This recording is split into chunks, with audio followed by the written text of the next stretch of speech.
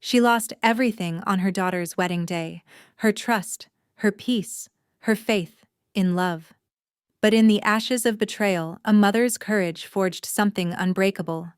From shattered vows to reborn clay, one family learns that truth like fire burns, but it also makes us whole. The desert morning glowed gold over Santa Fe. Dust rose in slow spirals curling around the adobe walls of Iglesia de San Ignacio. Inside, a choir rehearsed, thin voices echoing like fragile glass. Rosa Delgado adjusted the last string of marigolds by the altar, her fingers trembling more from instinct than fatigue. Today was her daughter's wedding. Outside, the wind carried the scent of sagebrush and dry clay. She'd spent 25 years shaping pottery, and her only child molding both with the same devotion. Anna was her masterpiece, gentle, trusting, fragile, as sun-dried porcelain. And Ben Navarro, the man waiting at the end of the aisle, was the fire she feared would crack that porcelain to dust. Rosa's phone buzzed, a reminder from her lawyer, pre-marital contract still unsigned. Ben had brushed it off, saying he wanted no walls between them. But walls, Rosa thought, were what kept houses standing in the desert wind. The organ began its low prelude. Guests turned their heads, shimmering in pastel linen. Rosa smiled mechanically, her eyes sweeping the courtyard, until she noticed Marisol, the bridesmaid, whispering into her phone with a smirk too sharp for a holy morning. A sliver of dread slid beneath Rosa's ribs. She tucked the rosary into her pocket, the beads clicking softly like a countdown she couldn't yet hear the end of. The church's back hallway was cool and silent, a narrow passage lined with faded portraits of saints whose eyes seemed to follow her every move. Rosa slipped away from the crowd, clutching her rosary, her heels echoing faintly against the stone floor. A low laugh cut through the stillness. It came from the groom's preparation room. The door was half open. Rosa paused. Inside, Ben's voice rang sharp and careless. "Tonight's gonna be torture, man. Sleeping with that porcelain doll, worth it for the property, though." The men inside burst out laughing loud, confident, the kind of laughter that had no soul behind it. Rosa froze, her pulse hammering in her ears. "She's lucky I even looked at her," Ben added. "Her mom's pottery shop is sitting on prime land. Once we merge finances, it's mine." Her hand covered her mouth. The rosary beads dug into her palm until the pain steadied her. Her daughter's name fell from those cruel lips like a bargain, not a blessing. She stepped back, the world spinning slightly, her breath catching in the dry air. Through the crack, she caught a glimpse of Marisol standing too close to Ben, whispering something that made him smirk wider. Rosa's chest tightened. For a heartbeat, she wanted to burst into scream, to claw that smirk off his face. But no. She steadied herself. A Delgado never shouts, she plans. When the organ swelled again from the chapel, she turned, walking away with measured grace. The fire was already lit behind her calm eyes. Rosa pushed open the side door, stepping into the blinding light of the courtyard. The air outside was hotter now, sharp with the scent of dust and marigolds. Her breath trembled. For a moment she leaned against the adobe wall, feeling its heat seep into her skin. The world around her looked almost sacred, doves circling the bell tower, guests laughing near the fountain, the choir humming through open windows. But inside her, everything sacred had cracked. She turned the rosary in her hand, the silver cross cold against her palm. Porcelain doll. Property. Each word echoed in her skull until it no longer hurt, it hardened. From somewhere deep within memory came her late husband's voice, gentle but stern. "Rosa, don't fight in fire. Fire consumes both hands. Fight with patience. Let the kiln cool, then strike." Her lips tightened. He'd been right then. He was right now. She opened her phone and found Victor's name, the family lawyer who'd handled her husband's estate. Her thumb hovered, then pressed. "Call. Victor, it's Rosa. I need you after the ceremony. Something's wrong. Don't ask what yet, just be ready." She hung up before he could answer. When she looked up again, she saw Anna by the window, radiant, smiling through nerves, unaware that the man she loved had already sold her worth in words. Rosa drew a slow, burning breath. The wind lifted her veil, tangling it with sunlight. She whispered beneath it, "You chose the wrong mother to deceive." By the time the church bells rang 10, the courtyard was alive with color. white dresses, dusty blue suits, the shimmer of desert sunlight over champagne flutes. Rosa moved among the guests like a quiet breeze, smiling, hugging, offering small talk that hid the storm under her ribs. Ben Navarro stood near the fountain, one hand in his pocket, the other holding a crystal glass. His charm was flawless, his grin rehearsed. When he saw Rosa, he opened his arms. "Señora Delgado, you look stunning today." Her lips curved gently. "And you look confident." He laughed, not catching the blade hidden in her tone. "I have every reason to be. Your daughter's the best thing that ever happened to me." "Then you won't mind a photo together?" she said softly. Rosa lifted her phone, motioning to a nearby cousin to take the picture. As Ben leaned in, she pressed lightly against his arm, angling the camera, the flash disguising her true move. Her fingers slid under the flap of his briefcase, the one he never let out of sight, and slipped in a tiny silver disc no larger than a coin. The AirTag clicked quietly into place. "One for Anna's memories." Rosa smiled, tapping the screen again. "And one for mine." Marisol approached, then perfume too sweet, smile too steady. "Everything okay, Mrs. Delgado?" "Perfect," Rosa replied. "I was just admiring how well you take care of my daughter." Marisol tilted her head. "Always, ma'am. Anna's like a sister to me." Rosa's gaze didn't flinch. "Sisters don't keep secrets, do they?" For a second, something flickered in Marisol's eyes, something sharp and nervous, but she hid it behind another rehearsed smile. "Of course not." Rosa turned away before the girl could recover. She walked toward the steps leading into the sanctuary, her heels striking the stone like soft hammers. The phone in her hand vibrated once, location active. The small dot that marked Ben's briefcase blinked alive on her screen. Inside the choir began a slow hymn. It should have sounded holy, but to Rosa every note felt like the tightening of a snare. She looked back once, Ben lifting his glass again, laughing unbothered. The predator never sees the trap until the teeth close. The bride's room smelled of roses and hairspray. Lace and satin shimmered under the skylight, dust motes drifting like slow snow. Anna sat in front of the mirror, her white dress spread around her like a field of clouds. Her eyes glowed with nervous joy, the kind only daughters believe in before the world teaches them caution. Marisol stood behind her, fixing the veil, lips pursed just enough to seem focused. "You're glowing," she said. "Ben's going to lose his mind when he sees you." Anna smiled faintly, twisting her ring finger. "I hope so. I've never felt so happy. And terrified." Marisol's reflection in the mirror hardened for a fraction of a second. "You just need to stop letting your mom get in your head," she murmured. "She means well, but she doesn't trust anyone." "You don't want her ruining your day, do you?" Anna's shoulders tensed. "She's just protective." After Dad died, the door opened. Rosa stepped in quietly, her reflection appearing behind them both. For a heartbeat, the room fell silent except for the soft creak of floorboards. "You look beautiful," Rosa said, her voice thick with pride and worry. She moved closer, touching the edge of Anna's veil. "But beauty means nothing if you forget who you are underneath it." Marisol's hand froze mid-motion. Rosa's eyes met hers in the mirror, calm, steady, piercing. Anna Rosa continued, lowering her voice. "If anyone asks you to sign anything today, any paper, any form, don't. Not even if they say it's just a wedding detail. Promise me." Anna frowned, confused. "Mom, you're scaring me." Rosa smiled, brushing a strand of hair from her daughter's cheek. "Then let me be your fear for a moment so you won't have to be afraid later."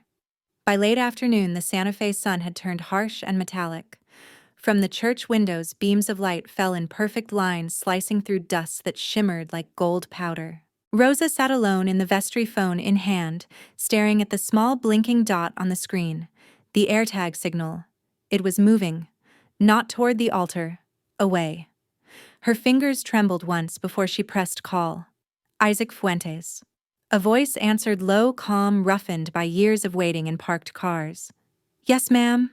Victor said you'd need someone discreet." Rosa's tone was clipped. "There's a man you'll follow. Benjamin Navarro. If he leaves this church, track him. Don't ask why, just tell me where he goes." Isaac paused. "Understood. Send me a picture." Within minutes, Rosa's message went through. Then she tucked her phone back under her shawl and looked at the cross above the altar. Candles flickered, shadows dancing over Christ's sorrowful eyes. Lord, give me calm hands and a clear mind. Meanwhile, down the street, a beige sedan rolled from the church parking lot, dust pluming behind it. Inside, Ben loosened his tie, checked his reflection, and smirked. On the passenger seat sat a black leather briefcase, the one with Rose's silent witness hidden inside. Isaac's old Chevy followed at a distance. He didn't need the AirTag yet. He had the kind of instinct that smelled secrets. The car wound through narrow adobe streets, past art galleries and tourists, then out toward the edge of town where the pavement met dry sand. Ben parked at a low beige building with no sign. Apartment 204. The door opened and Marisol stepped out. No bridesmaid dress, no innocence, only a loose white shirt and satisfaction in her smile. Through the camera lens, Isaac clicked 3 silent photos. Inside the church, Rosa's phone vibrated once signal stopped moving. She stared at the dot frozen near the highway and knew enough. The choir resumed its song for the final rehearsal. From the pews, Rosa knelt, her face calm but her eyes reflecting fire. Around her the light dimmed, as clouds gathered over the desert, turning gold into rust. Under her breath she whispered, "Let them think they're safe." Tonight the desert keeps their secrets, but not for long. The sky above Santa Fe had begun to bruise, purple bleeding into red. Isaac parked a block away from the beige apartment, camera lens glinting with the last trace of daylight. Through half-drawn blinds he could see movement. Ben, pacing with a glass of whiskey in hand. Marisol sprawled on the couch, her laughter muffled through the thin walls. He zoomed in. A stack of papers on the coffee table. The top page read, Delgado Holdings, Power of Attorney Draft. Click. Another flashless photo, then another. Inside, Ben's voice carried, "Too loud, too sure. Once the merger's through, the land's mine. The pottery shop, the studio, everything. Her mom won't even see it coming." Marisol swung her legs down, voice smooth as silk. "And what about Anna? You'll keep pretending forever." Ben smirked. "Pretending pays. I'll give her a baby later if that keeps her quiet." Isaac's jaw clenched. He had heard cruelty before, but this stung. He took one final photo, Marisol kissing Ben's cheek, her fingers tracing the edge of the document. Within minutes, the images uploaded to Rosa's phone. Back at the church, the choir's song had ended. Rosa sat alone on a pew, staring at her screen, thumb trembling over each photo. The blurred faces, the half-lit papers, the whiskey glass reflecting Marisol's smile. Proof. A breath left her chest, half fury, half heartbreak. She turned off the screen and pressed it to her heart, as if trying to absorb the truth without breaking. "So it's greed, not love," she whispered. "Fine. Let's play greed's game, but by my rules." The candles flickered behind her, casting long shadows along the stone floor, shadows that looked almost alive. The photos arrived in Victor's inbox just as the courthouse clock struck 6. Rosa sat by the window of her small clay workshop, the orange sunset washing over the shelves of half-finished pots. Clay dust floated like slow-falling ash. Her phone buzzed once. "Victor, I've reviewed the papers. You were right. It's a power of attorney hidden inside a financial merger clause." Rosa's stomach knotted. "Explain it." Victor's voice crackled through the speaker, weary and grim. "If Anna signs that document, Ben gains total control over every asset tied to Delgado Holdings. The studio, the land, even the trademarks on your pottery designs.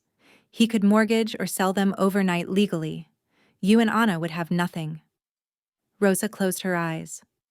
The last light caught her face, turning every wrinkle into a fault line carved by endurance. So the marriage wasn't love. "It's an acquisition." "Exactly," Victor said. "And the clause activates once the ceremony's completed, and both spouses sign the financial unification form. He only needs her signature." Outside, thunder rolled across the desert horizon, distant but promising. Rosa rose from her chair, pacing the narrow studio. The floor creaked under her heels. The walls smelled of earth and turpentine. "Victor," she said quietly, "can you prepare a motion to freeze all transfers under the Delgado name, temporary restraining order if possible?" Victor hesitated. "That'll cause a scene." Rosa's voice hardened. "So will watching my daughter's life burn down." He sighed. I'll have it ready by tonight. But you'll need proof of deceit, something undeniable. Rosa looked at the glowing screen on her table, Isaac's photos, Ben's smirk, Marisol's hand over the document. Proof enough, but proof alone wasn't justice. It needed a stage. She glanced at the projector stored in the corner, an old model she used for pottery workshops. Then at the pristine white canopy set up for the wedding reception in the courtyard. A plan took shape as swiftly as lightning across dry sky. Tomorrow's slideshow, she whispered, smiling faintly, will show more than childhood photos. The wind howled through the half-open door, scattering clay dust into the fading light. Rosa picked up her phone again, texting Isaac, "Keep watching them. I'll take care of the rest." Then she locked the studio, turned toward the coming storm, and murmured to herself, "He wanted an audience. Let him have one." The church was quiet again, dressed in the amber of the setting sun. The last guests were settling into pews, soft whispers echoing like prayers before the storm. Rosa found Anna standing near a stained glass window, her white veil glowing under the fading light. For a moment, Rosa just looked, memorizing her daughter's face, the same timid smile she'd worn as a little girl when showing her first clay cup. "Mom," Anna said, turning, "you've been so quiet." "Is everything okay?" Rosa forced a soft smile. "I'm just thinking how fast time moves. Yesterday you were molding mud pies. Today you're a bride." Anna laughed gently, but her eyes glistened. "Dad would have been proud, huh?" Rosa nodded, swallowing hard. "Yes. And he'd tell you what I will now: listen to your heart even when everyone else is smiling." Anna frowned slightly. "What do you mean?" Rosa touched her cheek. "If something feels wrong, even for a second, don't ignore it. Don't sign anything, don't say yes just to please. You understand?" Anna tilted her head, confused, but touched by her mother's intensity. "Mom, you worry too much. I just want today to be beautiful." Rosa's eyes softened, though her voice trembled. "Beauty fades, mija. Truth doesn't." The organ began its prelude in the distance. Anna turned toward the door's veil fluttering like a wing. Rosa stayed behind, watching her daughter step into the aisle, like an angel walking toward a trap. The ceremony was minutes away. The organ thundered through the church walls as guests took their seats, their chatter blending with the steady hum of expectation. Behind the sacristy door, Anna adjusted her veil one last time until Ben appeared, blocking the light. He smiled, but it didn't reach his eyes. "There you are, beautiful. We just need to handle one quick formality before the vows." Anna blinked, surprised. "Formality?" Ben stepped closer, producing a neat stack of papers from his briefcase. His tone was soft-honeyed, just the final financial unification form, legal stuff for the tax filing. Everyone does it. From the hallway came the muffled sound of laughter, champagne corks, and the organ's rising pitch. The room suddenly felt too small, too quiet. Marisol slipped in and closed the door behind them, her perfume thick in the air. "Don't worry, Anna," she said sweetly. "This is just routine. You'll feel better once it's done." Anna hesitated. Her fingers brushed the top sheet, eyes skimming over strange words. Power of attorney, exclusive management rights transfer upon marriage. Her pulse quickened. "Ben, why does this mention control of assets?" He chuckled softly, slipping an arm around her waist. "Baby, that's just legal jargon. You're trusting me, right? After today, there won't be yours or mine, just us." Anna bit her lip, feeling the walls close in. The paper rustled like dry leaves. Marisol handed her a pen, voice a whisper of insistence. "Come on, darling, they're waiting for you out there." A tremor of doubt flickered across Anna's face. The pen hovered above the signature line until her phone buzzed. One message. From Mom. "Don't sign." The two words lit the screen like a flare in the dark. Anna froze. The organ's crescendo filled the silence. Marisol's eyes darted to the phone, then to Ben. His smile faltered for the first time. "Anna," he pressed, voice sharpening. "We don't have time for—" She stepped back. "You said there'd be no secrets, Ben. Then why does this look like one?" He reached for her hand, too fast, too firm. The pen clattered to the floor. Outside, the wedding bells began to toll, slow, solemn, echoing through the hall like a warning. Anna's breath came shallow. The walls seemed to lean, and the papers scattered at her feet like broken promises. "We can finish this later," she whispered, her voice trembling. "After the ceremony." Ben's jaw tightened. "Fine," he said, each syllable bitten. "After." As she hurried out, the veil brushed his sleeve, leaving behind the faintest trace of her perfume and the crumpled contract waiting like a snake coiled in the dust. Ben stepped out of the side chamber, jaw-tight, steps sharp against the stone floor. The afternoon sun poured through the high windows, washing his face in white heat. He adjusted his tie, forcing his smile back into place just as Marisol appeared from the corner, her heels clicking softly like a metronome. "She didn't sign, did she?" she whispered. Ben's eyes flicked toward the chapel doors where music drifted out, sweet, innocent mocking. "Not yet," he muttered. "But she will. They always do." Marisol crossed her arms, tension in her shoulders. "You're pushing her too fast. Rosa's watching everything. She's not stupid." He turned to her with a smirk that didn't reach his eyes. "Neither am I. After the ceremony, when everyone's drunk on happiness, she'll sign anything I put in front of her. And you," he traced a finger along her arm, "you'll finally get your share." Her breath caught. For a moment her hand pressed lightly over her stomach as if guarding a secret neither dared name. "Just remember our deal," she said softly. "I'm not doing this for free." Ben leaned closer, his voice low and cruel. "You'll get what's promised, as long as you stay useful."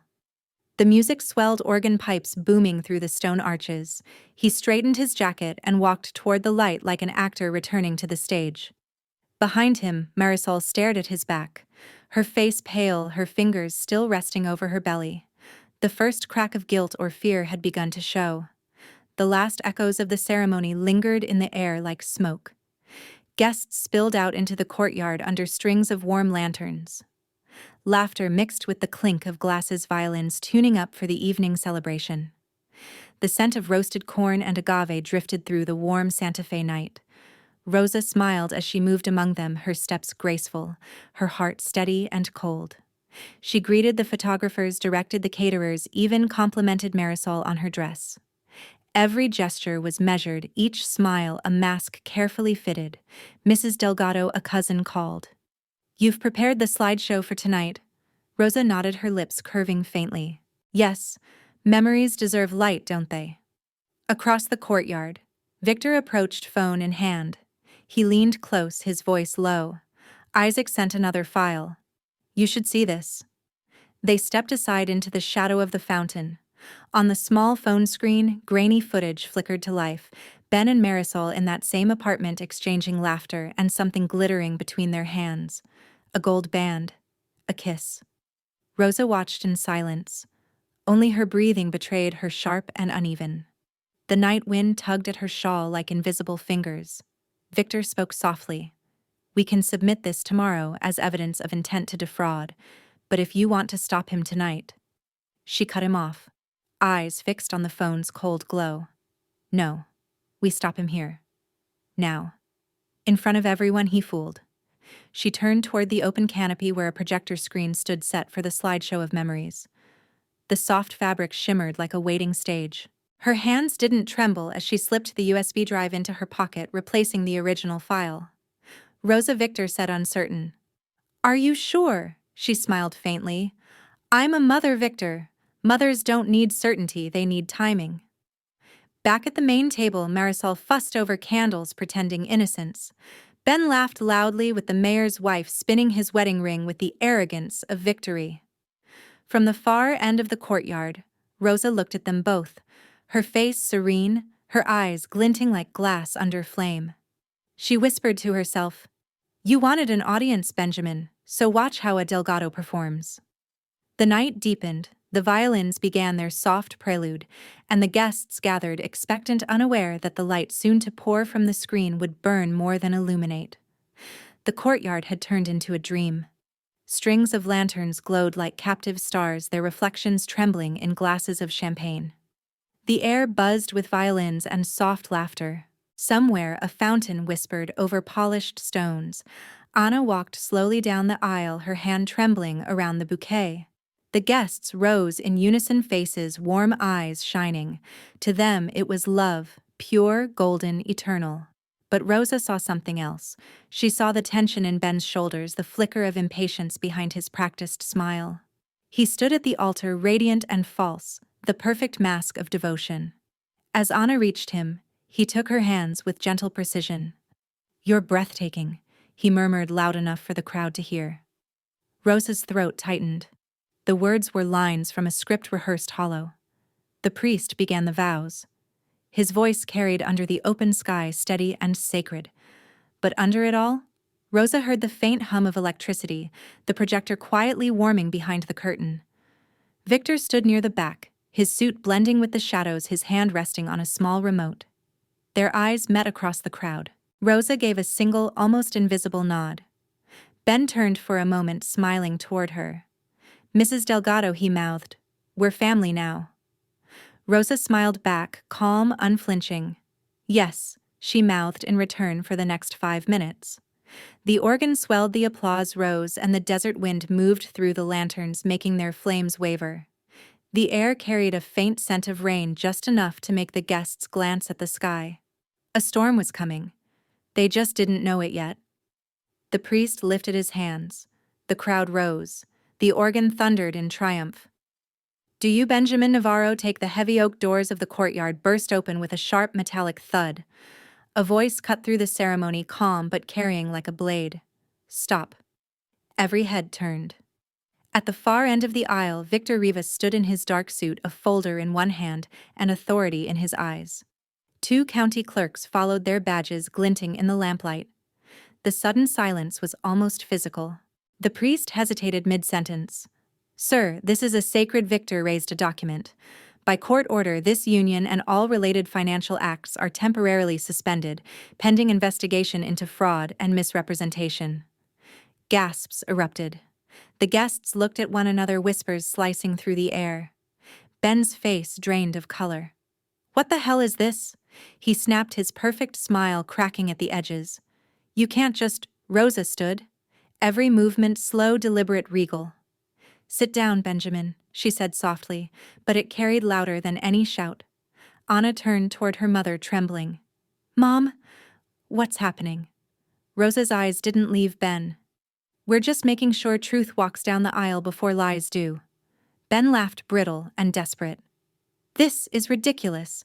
Some kind of stunt? You're humiliating your daughter." Rosa's lips curved faintly. "No, Benjamin. I'm freeing her." She nodded toward Victor. He pressed a button on the small remote in his hand. The lights dimmed. The projector whirred, and on the white screen behind the altar, images began to flicker, grainy footage at first, then painfully clear. Ben and Marisol, in the apartment. Their laughter. The kiss. The exchange of rings. A murmur rippled through the guests like a wave breaking. The violinists froze mid-note. Someone dropped a glass. "What is this?" Anna whispered, her voice shattering. Ben lunged forward, furious. "Turn that off." But Rosa stepped between him and the screen, her posture unyielding. "That's the man you wanted to marry," she said, voice steady. "The one who called my daughter a porcelain doll, and our family's legacy his property." Ben's mask broke completely. "You set me up." "No," Rosa replied, her eyes glinting. "You did." The video cut to the final frame, Ben signing a contract with Marisol, watching her smile, unmistakable. The Delgado logo shone clearly on the page. Gasps turned to outrage. Guests rose, muttering, filming with their phones. Anna's bouquet fell to the floor. Her breath hitched like a sob, strangled halfway. The priest lowered his head, murmuring a prayer for mercy no one heard. Rosa's voice filled the silence. "You wanted a marriage of convenience, Benjamin. Here's your convenience: every camera, every witness, every truth delivered right to your altar." Ben's hands clenched into fists. "You'll regret this." Victor's voice cut him off. "The court will take it from here." Outside, thunder cracked over the desert, echoing through the adobe walls. The first raindrop hit the stone floor with a hiss like applause from heaven itself. And for the first time that night, Rosa let herself breathe. The courtyard had turned into chaos. Guests murmured in disbelief, some hurrying to the exits, others whispering behind champagne glasses. The storm outside had finally broken, the first drops of desert rain pattering against the canopy, cold and heavy like judgment. Ben stood at the center of it, all drenched in humiliation, tie loosened, face pale. "This is fake," he shouted, spinning toward the crowd. A setup she edited that no one answered. The priest had stepped aside. The musicians had vanished. Even the laughter of moments ago had died into a hollow, humming silence. Anna trembled near the altar, mascara streaking down her cheeks. "Ben, tell me it's not true." He reached for her hand, desperate now. "It's baby, it's complicated." Her slap cracked through the rain like lightning. "Complicated," she whispered, voice breaking. "You lied to me. You used me." Rosa watched motionless, her shawl soaked through, but her expression serene, like a woman watching the truth she prayed for finally bloom, painful and pure. Ben turned toward her, rage flashing. "You think you've won? You destroyed your own daughter's wedding?" Rosa's voice was quiet, but it sliced through the air. Better her heart broken tonight than her life destroyed tomorrow. He opened his mouth to retort, but another sound cut him off. A voice, his own, crackling through the courtyard speakers. "She's just a ticket to the property. Once she signs, it's all mine." The crowd froze. All eyes turned to the speaker, where Victor held up a small recorder, face impassive. Ben's last color drained away. He tried to lunge forward, but two deputies blocked his path. The rain intensified, hammering the lanterns until their lights flickered and died. In the dim glow, Rosa stepped closer to Anna. The girl's breath came, ragged tears lost in the downpour. Rosa took her hands. "Now you see, mija," she whispered. "The truth doesn't need a wedding dress to be beautiful." Anna broke down, collapsing into her mother's arms. Around them, the guests began to applaud, not out of joy, but out of reverence for courage. Ben was led away through the rain, shouting words no one cared to hear. The projector's final frame lingered, a single still image of Anna as a child, laughing, clay on her hands. Then the screen went black. And over that silence, Rosa's whisper returned, trembling but steady. "My daughter is free." Morning came slow over Santa Fe. The sky was washed clean, streaks of rose and pale gold breaking through the receding clouds. The air smelled of wet earth and agave, of endings and beginnings. In the kitchen of the old Delgado house, Rosa poured coffee into two chipped mugs. The pot hissed softly, the same sound that had filled this kitchen for 20 years. On the couch, Anna slept, her hair still damp from the rain, her wedding dress folded neatly beside her like a discarded dream. Rosa set a blanket over her shoulders, pausing to brush a strand of hair from her face. For the first time in months, Anna looked at peace, exhausted but safe. A knock came at the door. Rosa opened it to find Victor looking tired but satisfied. "Ben Navarro's in custody," he said quietly. The evidence was enough for an immediate hold. The court froze all assets he tried to transfer. "You did it, Rosa." She gave a small nod, eyes distant. "No. We did what had to be done." Victor hesitated. "And your daughter?" Rosa turned to the sleeping girl. The early light framed Anna's face in soft gold. "She'll heal," she said. "Clay breaks in the fire, but when it's mended right, it's stronger than before." Victor smiled faintly. "You'll rebuild then?" Rosa looked out the window. The garden glistened with rain, the pottery wheel still half covered with a tarp. She touched the rosary on her wrist.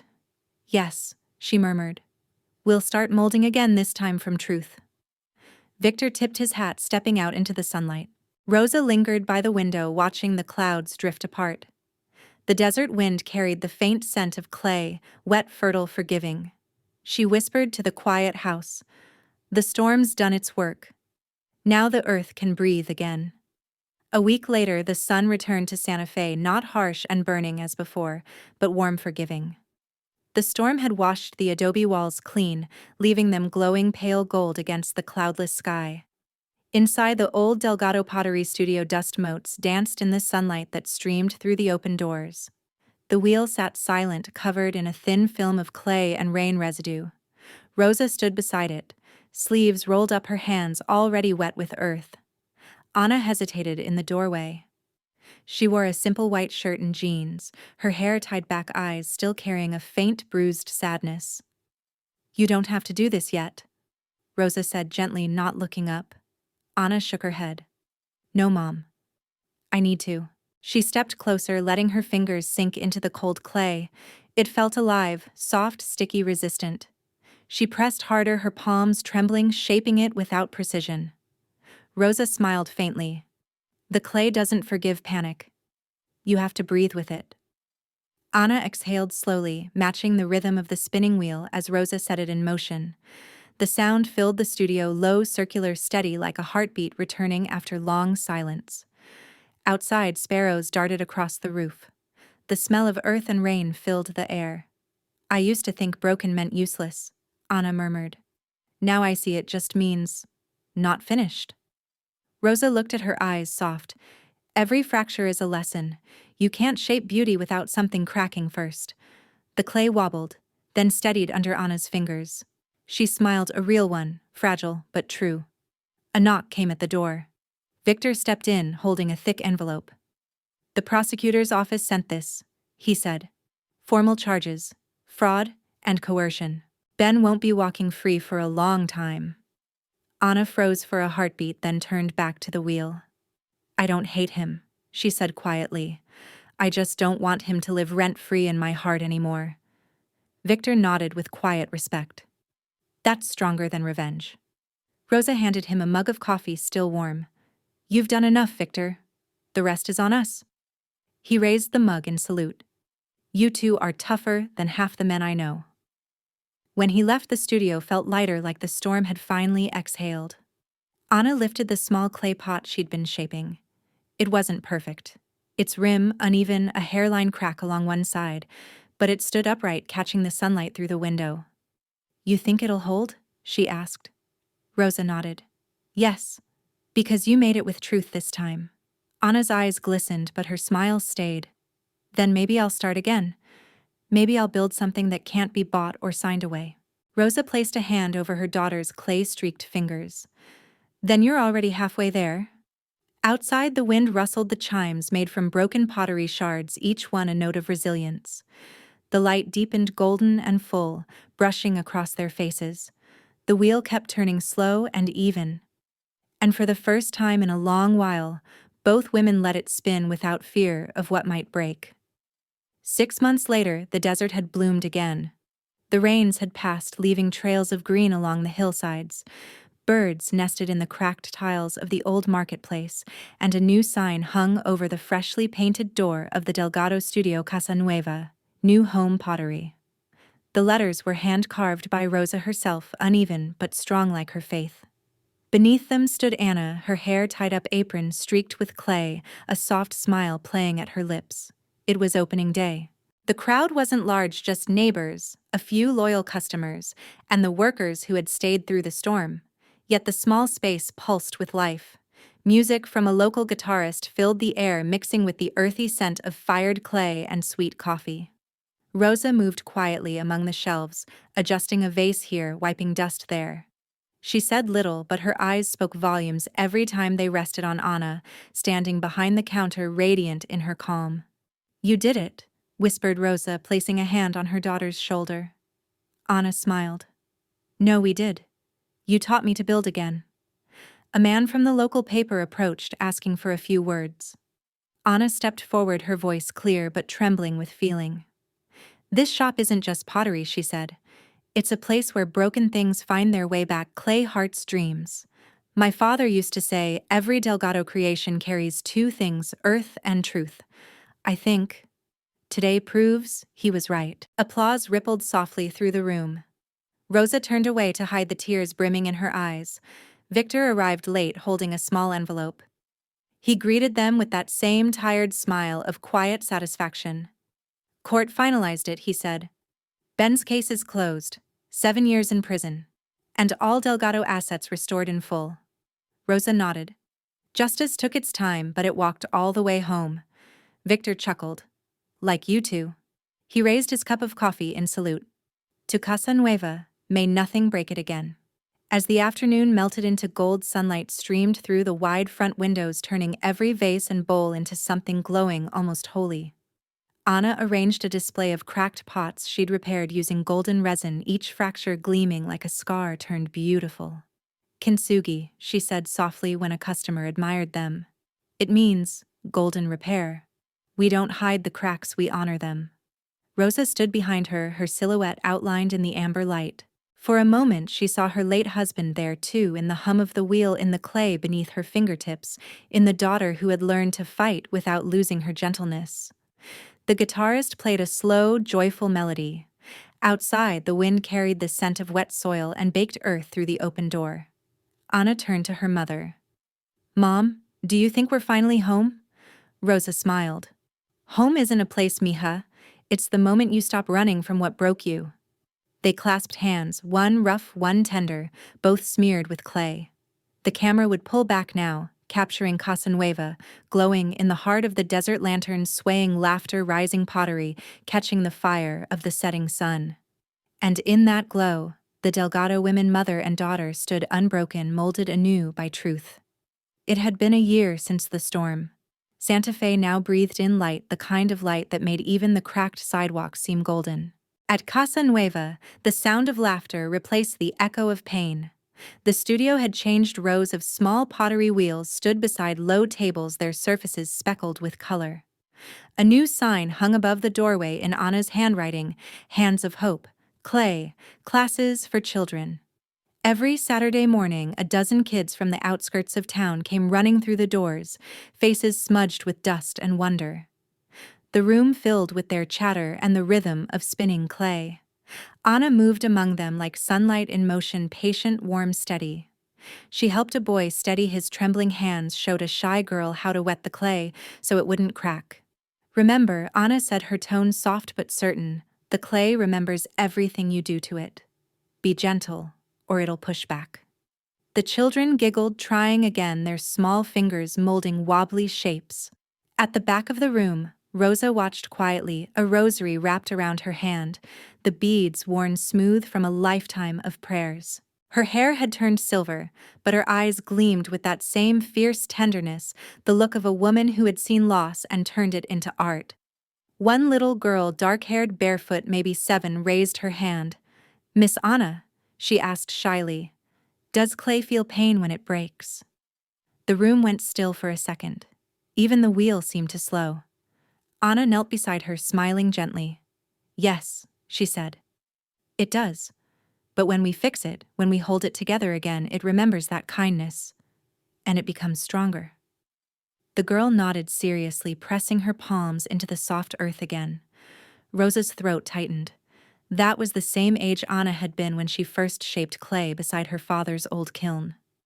Outside, the wind stirred the chimes, each one made from the broken pots Anna had mended with golden resin. They sang in uneven, beautiful harmony. Victor appeared at the door, older, carrying a small box. "Donation from the City Art Council," he announced. "They saw what you're doing here. Thought you might expand the program." Anna smiled, surprise and gratitude mingling in her face. Rosa simply touched her chest and whispered, "Gracias." Victor grinned. "You two turn cracks into miracles."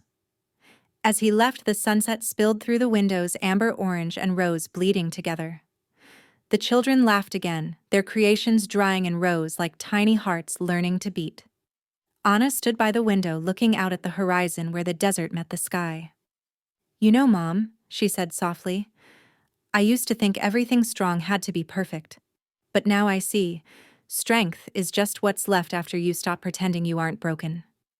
Rosa approached, laying a hand on her daughter's shoulder. "Mia," she whispered, "you've done something I never could." Anna turned, confused. "What's that?" Rosa's smile trembled. "You taught the clay to heal others." They stood together in the golden haze, the room around them filled with the scent of earth and laughter, the gentle spinning of a dozen wheels in rhythm. The camera would rise slowly out through the open roof, past the glowing sign that read, "Hands of Hope," into a sky alive with birds and light. And as the screen faded to the color of clay and sunlight, Rosa's voice lingered like a prayer carried on the wind from what was broken. She built a home. The desert night had settled gently over Santa Fe. Through the open windows of Casa Nueva, warm lamplight spilled onto the quiet street. The air smelled of clay and lavender, the fragrance of work and rest entwined. Anna sat at the old oak table, a cup of coffee cooling beside her. A sheet of parchment lay before her, half covered in careful handwriting. The room was silent except for the soft ticking of the clock and the faint whisper of the wind teasing the chimes outside. She dipped the pen once more and continued to write. Dear Papa, it's been a long year since the storm. The shop stands again, different, smaller, but full of light. Mom says the earth forgives if you give it time. I believe her now. Sometimes I still hear the echo of that night, the rain, the crowd, the breaking. But it doesn't hurt anymore. It's just a reminder of how far we've come. There's a girl here named Lucia. She made her first pot today. It's lopsided and perfect. She asked me if clay feels pain when it breaks. I told her yes, but it remembers the kindness of the hands that mend it. You'd like that, wouldn't you? You always said the earth has memory. Anna paused, smiling faintly through a blur of tears. She looked toward the doorway where Rosa stood wrapped in her shawl, watching quietly. Rosa stepped closer, her voice barely a whisper. Writing to him again, Anna nodded. I just wanted him to know. We're okay. Rosa placed a gentle hand on her shoulder. He knows Mija. He's in every pot that survives the fire. They shared a quiet laugh, the kind that carried years of ache and grace. Anna sealed the letter, folded it once, and placed it into a small clay jar, the same kind her father used to keep messages for the kiln gods. She carried it to the back garden where the moon silvered the air. She knelt, buried the jar beneath the fig tree, and pressed the soil closed with both hands. Good night, Papa, she whispered. The house is standing again. From inside, Rosa lit a candle near the window. The flame wavered, reflecting in the glass like a heartbeat. The wind rose, brushing through the chimes. Their sound mingled with the soft rustle of leaves and the hum of the night, the desert breathing alive and whole. The camera would pull away slowly.